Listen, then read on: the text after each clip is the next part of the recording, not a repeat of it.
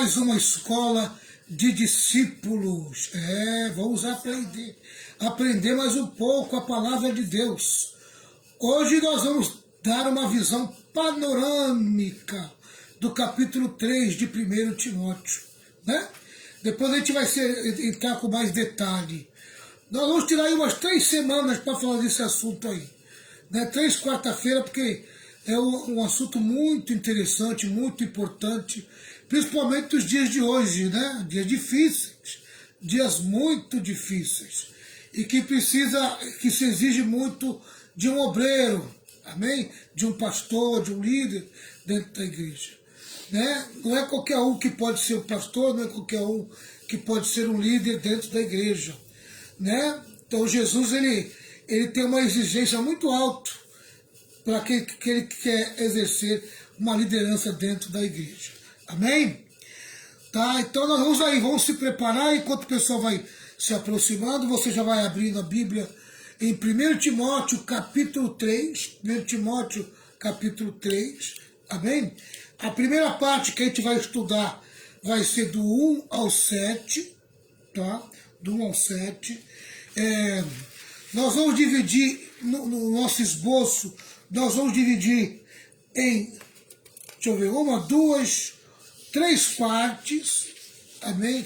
Em 3 partes nós vamos dividir.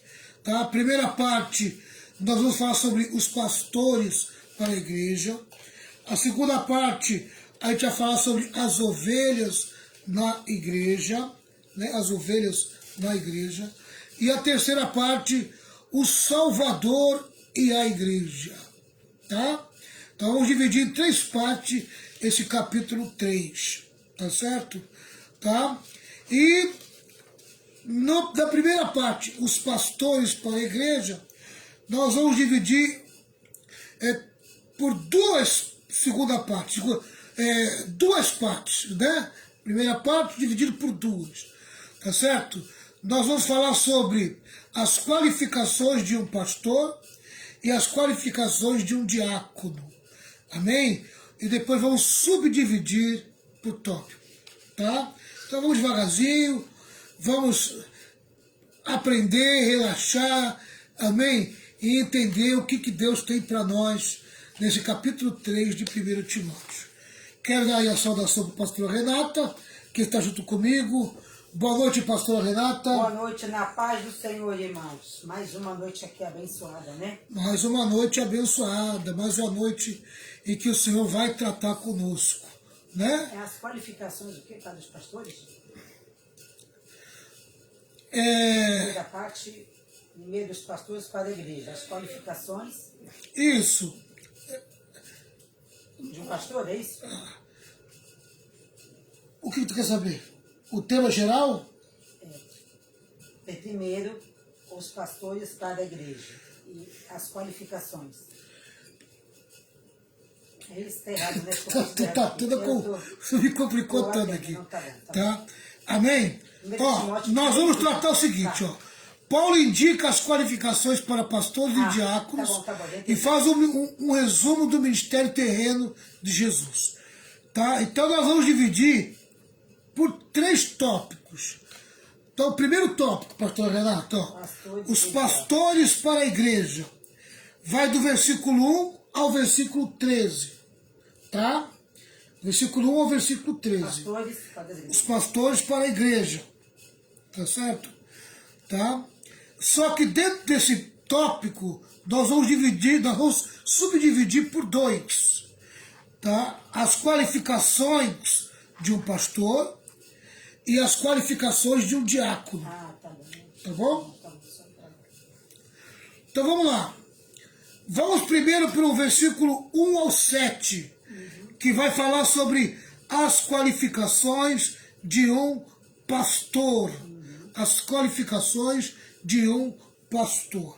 Capítulo 3, versículo 1 diz assim: este ensinamento é verdadeiro. Se alguém quer muito ser bispo na igreja, está desejando um trabalho excelente. Está desejando um trabalho excelente. Então vamos lá, né? Se você quer ser um pastor, um bispo, um presbítero na igreja, amém?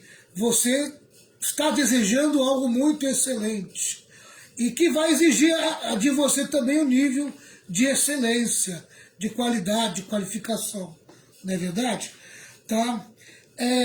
Dentro dos comentários que nós temos aqui, a Reta vai passar para nós, o versículo 1 aí, Renata, tem o primeiro comentário, não é isso? Tem um comentário aqui. Então você vai a esse versículo 1 primeiro. Você quer que eu leia esse comentário? Tá?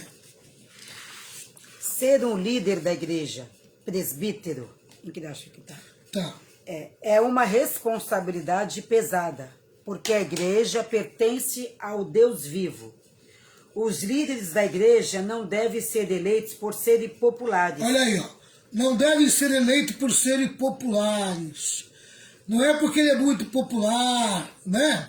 Isso não é sinal de qualificação, né? Que ele é muito carismático diante do povo. Não é isso que qualifica o pastor, amém? Isso tem a sua importância, mas não é o que qualifica de verdade. Vamos lá, pastor Renata. Nem deve ser permitido que forcem sua trajetória até o topo. É alguém que acha que está, como pastor, ele tem que forçar, amém? Ele tem, sabe, fazer por onde ir até o topo. Ele pensa que está tratando como uma empresa, né? Uhum. Ele está numa profissão que ele tem que chegar lá na diretoria, amém? Ele não vai ficar satisfeito ser um simples obreiro. Ele tem que chegar na diretoria, é o alvo dele. Tá? Então, um presbítero não tem essa qualificação. Se acha acima da média, né? Tá. Ele vai querer a qualquer custo chegar a esse topo, né? Em vez disso, devem ser escolhidos pela igreja por seu respeito à verdade, por aquilo em que creem e pelo modo como vivem. Então, nós vemos aqui que, nesse comentário aqui, se coloca 3 coisas importantes a se verificar, amém, num candidato ao presbitério. É verdade. Respeito à verdade. Precisa ter compromisso com a verdade. Isso aí. Compromisso com a palavra. Amém? Segundo, por aquilo que creem. Por aquilo que creem. O que ele acredita. Amém? No que ele confia de verdade. Né? E terceiro, pelo modo como vivem. Amém? Pelo modo como vivem. Como é que vive esse presbítero? Como é que vive esse pastor? Amém? Dia a dia. Né? Qual é o respeito que ele tem pela verdade? Ele preza pela verdade? Ele luta pela verdade? Ele ama a verdade? Né? Amém? Então, esse comentário aqui já deixa três qualidades importantes daquele que quer ser presbítero ou pastor na igreja. Amém? Respeitar a verdade, amém? Acreditar no que ele acredita, amém? Qual é o modo dele viver, como é que ele vive. No seu dia a dia, dentro de casa. No seu comportamento. Com a né? família, Então, principalmente. isso é muito importante. Agora, aqui tem dois comentários panorâmicos, Renato, que vai do 1 ao 13. Né? Tem 2 resumos aí importantes. Vamos lá, primeiro resumo. A palavra bispo ou ancião pode se referir a um pastor, a um líder da igreja, ou a um pastor presidente. É louvável desejar ser o líder espiritual, mas os padrões exigidos são altos. Paulo enumera algumas das qualificações aqui. Você já ocupa uma posição de liderança espiritual ou gostaria de ser líder algum dia? Compare sua vida aos padrões de excelência de Paulo. Aqueles que têm grandes responsabilidades devem satisfazer as altas expectativas. Paulo coloca uma expectativa muito alta para quem quer ser presbítero e pastor na igreja. Amém? Tá? Então, se você quer ser pastor ou presbítero na igreja, você já tem que pegar esses textos aqui como referência. Tá? E ver se sua vida está batendo com o que está dizendo ali. Né? Começa por aí. tá? Às vezes a pessoa tem muita teologia e pouco caráter. Muito conhecimento e pouco caráter. Tem outras que têm muito carisma e pouco caráter, né? É usado nos dons espirituais, na revelação, mas tem o caráter deformado, entendeu? Também não é as qualidades que Paulo exige. Paulo coloca aqui um padrão elevadíssimo, amém? Para quem quer ser presbítero, para quem quer ser pastor na igreja, tá certo? Tá, tem mais um comentário aqui, pastor. Tem. As listas de qualificações para a liderança da igreja mostram que viver uma vida irrepreensível e pura exige esforço e autodisciplina. Todos os crentes, ainda que nunca planejem ser líderes da igreja, devem se esforçar para seguir essas diretrizes, porque são compatíveis com o que Deus diz ser verdadeiro e correto. A força para viver de acordo com a vontade de Deus vem de Cristo. A força para viver de acordo com a vontade de Deus vem de Cristo. Amém? É aquilo que nós estamos aprendendo nas terça-feira em Cubatão e às quinta aqui em Santos, né? A vida excelente, né? A vida extraordinária que Deus preparou para nós. E nós contamos com o quê para ter essa vida extraordinária? Nós contamos com a graça, amém? Que é o poder capacitador do Espírito Santo. É o Espírito Santo que nos capacita a viver essa vida, a vida verdadeira de Jesus, amém? É o Espírito Santo que permite que nós tenhamos o caráter de Jesus, amém? É esse poder capacitador. É com este poder capacitador que nós contamos. Aqui diz, a força para viver de acordo com a vontade de Deus vem de Cristo. Amém? Não é uma coisa do homem, não é uma coisa humana, é uma coisa do Espírito Santo. É o Espírito que nos qualifica, é o Espírito que nos capacita. Amém? É o Espírito que nos fortalece para viver essa vida. Amém? Então tá aí mais um panorama, né, do versículo 1 ao versículo 13, tá? Nós já lemos o versículo 1, agora vamos ler o versículo 2 e vamos tirar a parte A do versículo 2. A parte A do versículo 2, ó. O bispo deve ser um homem que ninguém possa culpar de nada. Amém? O que é esse homem que ninguém pode culpar de nada? Irrepreensível, amém? Não é digno de ser repreendido, ninguém pode culpar ele de nada, ele não tem culpa, amém? Aleluia, ele é justo, coisa linda, pessoal, tá? Coisa linda, né? Irrepreensível, não tem culpa, aqui não tem nenhum comentário particular, amém? Tá? Mas acho que a semana que vem a gente vai trabalhar mais isso sobre o ser irrepreensível. Alguém sem culpa, alguém... De vez em quando meu celular dá essas bênçãos. Amém? Então, irrepreensível, né? Irrepreensível. Tá? Agora a parte B do versículo, aqui já tem um comentário, né? Que é o versículo 2. Diz assim, ó. Deve ter somente uma esposa. Deve ter somente uma esposa. Aí vem as outras partes, né? Ser moderado, prudente e simples. Deve estar disposto a hospedar pessoas na sua casa e ter capacidade para ensinar. Amém?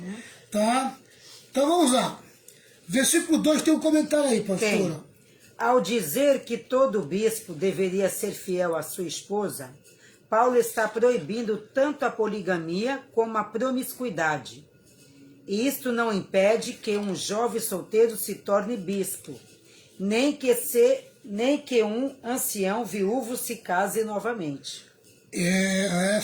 Essas duas coisas são importantes, né? Amém? Tá. Dessas três, né? Primeiro, ser casado e ser fiel. Primeiro, o bispo, o presbítero, o pastor, ele tem que ser marido de uma mulher só. Amém? Então ele deve ser casado e fiel à sua esposa. Não pode ter mais do que uma mulher. Não pode ser polígamo. Tá? Algo muito comum naquela época. Né? Algo muito comum naquela época. Naquela época, isso era comum. Tá certo? Paulo está proibindo a poligamia como a promiscuidade, amém? Quer dizer, vida marital, vida sexual fora do casamento, amém? Ele está dizendo que o bispo, o pastor, ele tem que ter apenas sua mulher, amém? A sua mulher, uma única mulher deve ser, tá? Pode ser um solteiro? Pode ser um solteiro. Se ele tem as outras qualificações, ele é irrepreensível, ele é moderado e assim por diante, então ele pode ser um pastor solteiro, amém? Pode ser viúvo? Pode ser viúvo, amém? Tá? Pastor, e ele pode ser divorciado? Olha, isso a gente vai tratar na semana que vem, amém? Quando a gente vai se aprofundar mais nessas qualificações, tá? Agora eu estou dando uma visão panorâmica, amém? Bem rasa. Mas semana que vem a gente vai aprofundar um pouquinho mais, né? Porque essa questão do divórcio, o pastorado e o divórcio, né? Algo também que está se tornando muito comum e é perigoso quando se torna muito comum.